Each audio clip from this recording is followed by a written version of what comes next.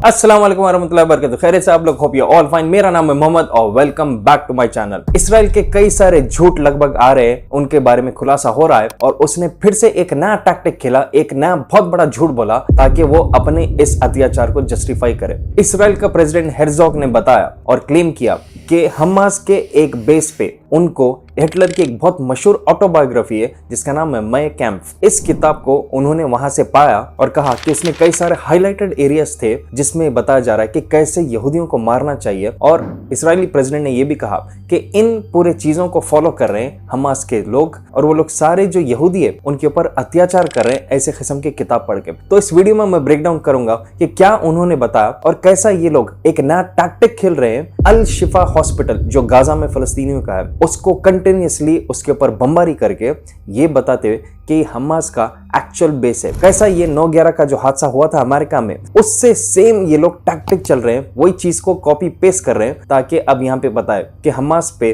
और अल शिफा के हॉस्पिटल को इनको मारना कैसे जरूरी हो गया। क्योंकि काफी पूरे दुनिया में चर्चे चल रहे हैं कि वहां पर सारे पेशेंट्स है और उनके ऊपर बमबारी क्यों कर रहा है इसराइल, और ये चाल के पीछे एक्चुअल इनका मकसद क्या है, मैं इस वीडियो में एक कंप्लीट ब्रेकडाउन करता हूँ। इसराइल का प्रेसिडेंट हेrzog ने अभी रिसेंटली क्लेम किया कि उनका आईडीएफ जो इसराइली डिफेंस फोर्सेस, इनको एक किताब मिली है एक छोटे बच्चों के कमरे से एक सिविलियन के घर में गाजा के हिस्से में, जो बताया जा रहा है कि हमास इसको यूज कर रहा था एज अ बेस, मतलब कि छुप के वहां से ये इसको बेस की तरह यूज कर रहे थे। और उस कमरे से इनको मिली है एक किताब एडोल्फ हिटलर की और इसकी एक ऑटोबायोग्राफी थी जिसका नाम था मैं कैंप, जिसका मतलब है माई स्ट्रगल। उसकी ये बुक उनको उस कमरे से मिली और फिर उसके बाद हेrzog ने बताया कि वो जो घर था उसको बमबारी के लिए कंप्लीट वहां पर लैब टेस्टिंग हो रही थी और साथ ही साथ स्टोरेज रूम था वो, जिसको आईडीएफ ने रिसेंटली पकड़ा। अभी फिलहाल ऐसा वक्त चल रहा है कि ये लोग जो चाहे बोल रहे हैं, सामने वाले को भरोसा करना है तो करो या मत करो, इतना ये लोग ओपनली झूठ बोल रहे हैं। बताया जा रहा है कि ये किताब के साथ और कई ऐसे चीजें मिले इनको जिससे क्लियरली पता चल रहा है कि यहाँ हमास के लोग ओपनली एंटी जायोनिस्ट नहीं बल्कि एंटी ज्यू बोलकर बता रहे हैं। यहाँ पर देखा जा सकता है कि जायोनिस्ट अलग होते हैं और ज्यूज अलग होते हैं। जायोनिज्म एक कंप्लीटली अलग आइडियोलॉजी है, लेकिन लोगों की सिंपैथी गेन करने के लिए ये लोग एंटी जायोनिस्ट नहीं बल्कि एंटी ज्यू बता रहे हैं हमास के लोगों को। इजराइल के प्रेसिडेंट हेrzog ने यह भी कहा कि वहां पर उस रूम में उनको एक किताब मिली और उस मैं कैंप के किताब में कई सारे जगह पर हाईलाइट किए हुए जगह थे और कुछ कमेंट्स भी लिखे हुए थे, जिससे इनको ये पता चला कि कितना भयानक तरीके से हिटलर ने जो यहूदियों को मारा था। उस हिसाब से हमास भी शायद यही चीज स्टडी कर रही है और यहाँ से टिप्स ले रही है कि कैसा इसराइल के सारे यहूदियों को ये भी ऐसे ही तड़पा के मारेंगे। फिर उसके बाद इसराइल का प्रेसिडेंट ने ये भी कहा कि यही किताब थी जिसकी वजह से यहूदियों को बहुत बुरी तरह मारा गया था जर्मनी में और वर्ल्ड वॉर 2 भी शुरू हुआ था। और उसने बताया कि ये एक नॉर्मल सिविलियन के घर में था और छोटे बच्चों के कमरे में ये किताब पाई गई थी। और उसने कहा कि हमास बाहर से ऐसा बता रहा है जैसे कि वो नॉर्मल एक घर है फैमिली का, जबकि अंदर से वो छुप के चोरी से उसको एज अ बेस यूज कर रहे थे। देखा जा सकता है इनके कई सारे झूठ ऐसे ही है जहां पर आम पब्लिक को, आम फलस्तीनियों को ये लोग बमबारी करके शहीद कर रहे हैं और ये कह रहे हैं कि वहां पर कोई हमास का आदमी था। और बाद में न्यूज मीडिया इसको रिवील कर रही है, जो दूसरे जो जर्नलिस्ट है, कि ऐसा कुछ नहीं था, वहां पर तो आम लोग थे जिनको मारा गया। तो यहाँ पर इसराइल फिलहाल जो चाहे कर रहा है और जैसा चाहे वो अपना स्टेटमेंट्स दे रहा है ताकि वो जस्टिफाई करे इस पागलपन के बमबारी को।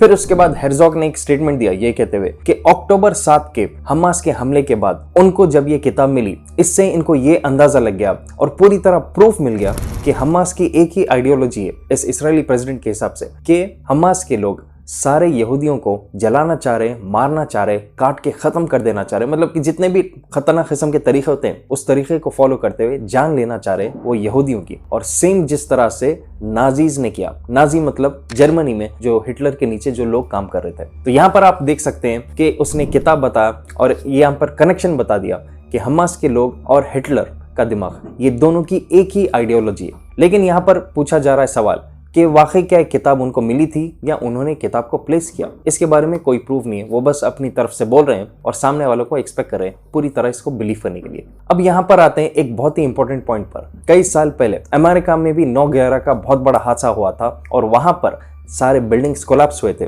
और उसके बाद उसका ब्लेम पूरी तरह सऊदीज पर किया गया था और स्लोली इसको एक इस्लामिक टेररिज्म का एक टाइटल दिया गया था और बताया गया था कि इसमें मुस्लिम्स इन्वॉल्व थे 9/11 के हादसे के पीछे। इसका प्रूफ क्या था सुनकर आप शॉक हो जाएंगे। जब 2 वहां के बिल्डिंग्स पूरी तरह से गिर चुके थे, कई सारे लाश खत्म हो गए थे, पिस गए थे, उसमें कई सारा जो चीजें थे अंदर वो खत्म हो गए थे क्योंकि पाउडर बन गया था। लेकिन वहां पर अमेरिकन एजेंसीज, जो इंटेलिजेंस के जो एजेंसीज है, उन्होंने बताया कि उनको वहां पर जो पायलट्स थे सऊदी मुस्लिम्स जिन्होंने वो प्लेन को चला, ये इनके अपना वर्जन है, उन्होंने कहा कि उनका पासपोर्ट वहां पर क्लीन एकदम साफ सुथरे तरीके से वहां पर जमे हुए थे उस पूरे कोलैप्स्ड वाले बिल्डिंग के हिस्से में। मतलब आप यहाँ पर समझ जा सकते हैं कि पूरी बिल्डिंग खत्म हो गई, कई सारे लोग गायब हो गए क्योंकि वो पिस गए थे। लेकिन जो उनके पासपोर्ट्स है पायलट्स के, जो सबसे पहले जो घुसे थे अंदर बिल्डिंग के अंदर, इनके वर्जन के हिसाब से उनके पासपोर्ट्स नीट तरीके से इनको वहां पर जमे हुए मिले। तो ये था इनका प्रूफ, जिसके बाद इन्होंने सारे मिडल ईस्ट में तमाशा शुरू किया, इराक के ऊपर जंग किया और पूरी तरह अपना बेस बना लिया मिडल ईस्ट को। अब यहाँ पर देख सकते हैं कि यही सेम टैक्टिक को अब इसराइली यूज कर रहे हैं हमास के ऊपर, ये कहते हुए कि उनको एक बिल्डिंग में एक किताब मिली एडोल्फ हिटलर की, जहां पर कुछ नोट्स हाईलाइटेड थे और कुछ नोट्स लिखे भी थे कि कैसा यहूदियों को मारना। और वो लोग एक्सपेक्ट कर रहे हैं कि अब इस किताब के बहाने अब वो जहां चाहे बमबारी करेंगे हमास का बहाना बना के, और साथ ही साथ पब्लिक का सिंपैथी ये शायद एक्सपेक्ट करेंगे कि देखो यहूदियों पे कैसा अत्याचार हो रहा है इस किताब के मिलने से, जो इनके हिसाब से एक प्रूफ है।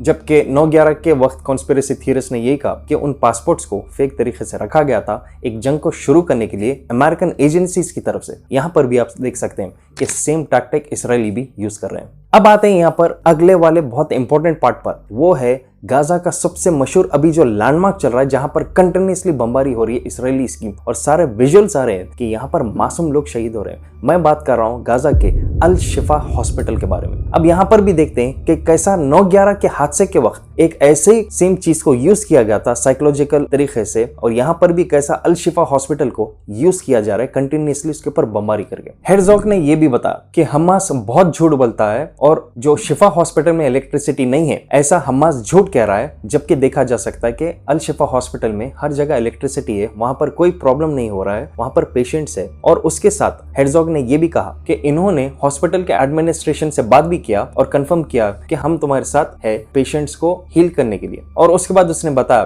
कि आईडीएफ के लोगों ने, जो इसराइली फोर्सेस है, उन्होंने अल शिफा हॉस्पिटल में अभी तक एंट्री नहीं ली। उसके 2 बहाने इसने बताया।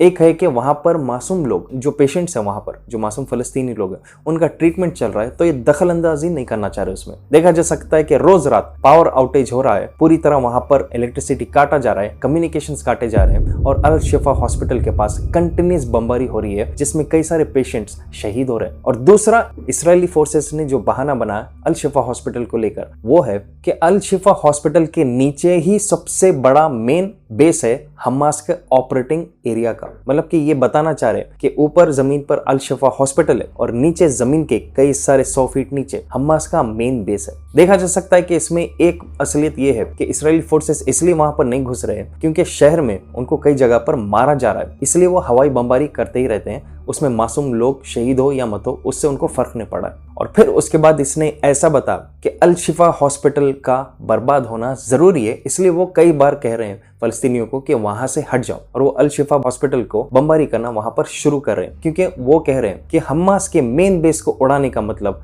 वो पूरी तरह गाजा को जीत गए। फिर उसके बाद हेरज़ोग ने यह भी बताया कि हम सारे जो सिटीजन्स जो इस जंग में पार्टिसिपेट नहीं कर रहे हैं, जो मासूम लोग हैं, उनको हम रिक्वेस्ट कर रहे हैं कि दूसरे हॉस्पिटल्स को चले जाओ और साथ ही साथ गाजा के उस स्ट्रिप को छोड़कर चले जाओ।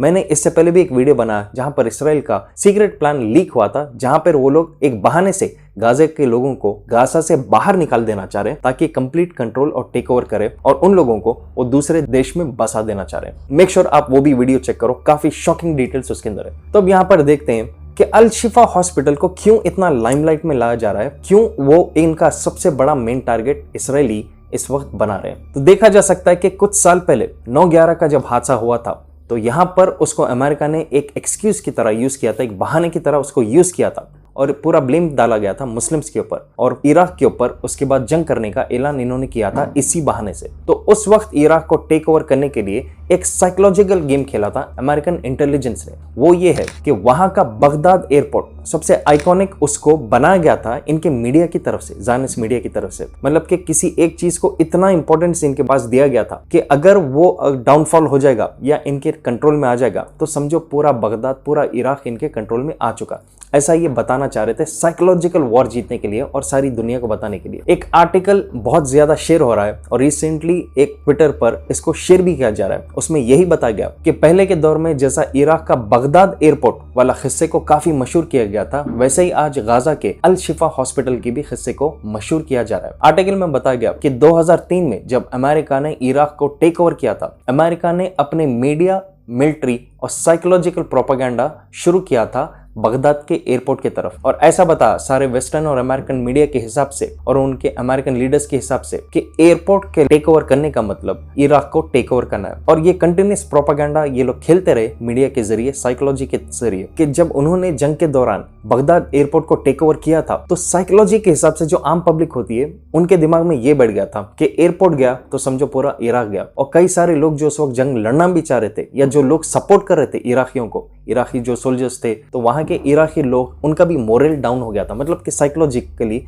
वो हार चुके। ऐसा उन्होंने फील किया था जब बगदाद एयरपोर्ट को टेक ओवर किया गया, जबकि देखा जा सकता है कि शायद वो जंग और लड़ सकते थे। तो यहाँ पे देख सकते हैं कि दिमाग से अमेरिकन एजेंसीज ने खेला था वहां के लोगों से। तो छोटे काम में इन्होंने सारे इराक को आसानी से फिर टेक ओवर किया। तो बताया जा रहा है इस आर्टिकल के भी हिसाब से कि आज के दौर में भी गाजा में सेम शिफा हॉस्पिटल को लेकर एक बहाना बनाया जा रहा है। और ऐसा बताया जा रहा है कि शिफा हॉस्पिटल का टेक ओवर करना, नीचे हमास का जो छोटा ये लोग, इसका मतलब ये है कि पूरा गाजा स्ट्रिप ये लोग टेक ओवर कर देंगे। तो यहाँ पर आप देख सकते हैं कि सेम साइकोलॉजिकल इस बार भी मेन स्ट्रीम मीडिया में ऐसा बताया जा रहा है कि शिफा हॉस्पिटल को अगर इसराइल टेक ओवर कर लेगा तो समझो कि सारा गाजा फलस्तीन के हाथ से जा चुका है।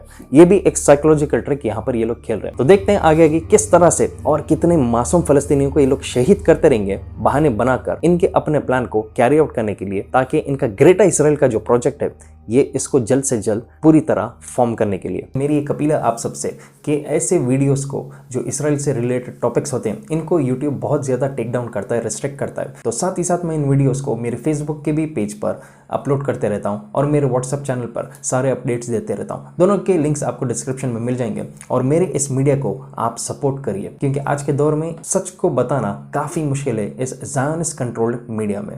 तो अगर आप नए मेरे चैनल पे, please make sure to subscribe. Comment करिए आप अपने हिसाब से कि क्या होगा आगे जाने वाले दौर में, क्यों ऐसी हालत हो गई है आज फलस्तीनियों की, क्या ये अरब मुल्क सो रहे हैं जिसकी वजह से ये हालत हो चुके हैं। अपने हिसाब से आप इसके बारे में कमेंट करिए और शेयर कीजिए इस वीडियो को जितना हो सके, डाउनलोड करके सही अपने सोशल मीडिया के थ्रू आप इसको शेयर करिए। जब तक इंशाल्लाह मिलता हूँ बहुत जल्द, दुआ में याद रखिए। Take care and Allah Hafiz.